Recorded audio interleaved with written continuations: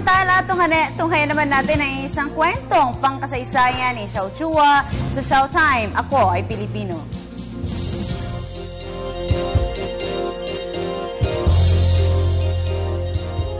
Makasaysayang araw po, it's Showtime! 39 years ago, August 24, 1974, sinalakay ng mga militar sa ilalim ng administrasyon ni Pangulong Ferdinand E. Marcos ang Sacred Heart Novitiate sa Novaliches.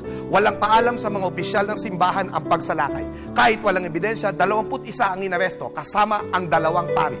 Dati, ang critical collaborator ng bagong arsobispo ng Maynila, Jaime Sin, ay binasag ang kanyang katahimikan sa isang pastoral letter na tumutuligsa sa nasabing insidente. Marami at madre ang hinuli, tinorture at napatay. Mula noon, sunod-sunod na pastoral letter, mga sermon, mga misa ang isinagawa ng obispo ng Maynila laban sa pagmamalabis ng batas militar. Liban pa sa kanyang mga personal na pakiusap sa pamahalaan na ilitaw ang mga biglang nawawalang mga inaresto.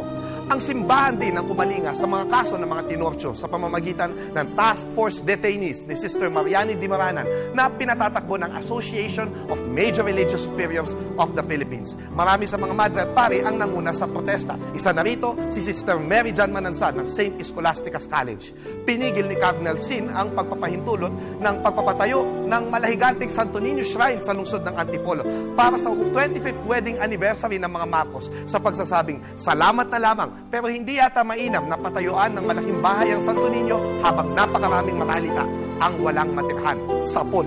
Gayon din, ipinotesta niya ang mga kalaswaan ng mga pelikula na pinalabas sa ikalawang Manila International Film Festival. Sa inis ni Ginang Marcos, tinawag niya si Sin na isang communist homosexual. Ngunit, hindi lamang sa mga protesta, kundi sa kanyang sense of humor, nakakabanat ang kardinal kay Marcos. Ayon sa mismong kwento ng kardinal, nang inanyayahan siya ng unang mag-asawa na samahan sila patungo sa monument para kay Jose P. Laurel sa Batangas, ang kardinal ay nakaupo sa gitna.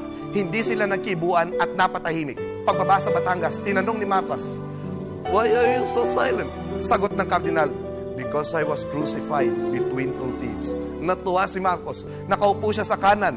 "I was the good thief." Naggalit si Imelda dahil siya ang nasa kaliwa. She was the bad thief. At nang mabaril si Ninoy Aquino, siya nagbasbas dito at nagbigay siya ng palabang talumpati nung libing. Nang si Enrile at Ramos ay kumalas sa 14 na taon nilang pakikipag-ugnayan bilang mga opisyalis ng Pangulong Marcos noong EDSA 1986, hindi sila pinaniwalaan agad ng tao hanggang ipatawag ni Cardinal Sin ng mga tao na suportahan sila. At doon lamang nagkaroon ng 2 milyon sa EDSA. Siya rin ay naging gabay sa panahon ng pakikibaka noong EDSA 2 noong 2001. Nakilalang pakialamero ang kardinal dahil mayroon daw separation ng church and state sa saligang batas. Ngunit ito ay ukol lamang sa pagsuporta ng gobyerno sa iisang simbahan. Bilang Pilipino, may karapatan ng mga pari at mga madre na magsalita. Sumakabilang buhay ang kardinal noong June 21, 2005. Nasabi ko sa harapan ng kanyang bangkay, "Thank you, Cardinal, for our liberation." Ako po si Xiao Chua para sa telebisyon ng Vibe. And that was Showtime.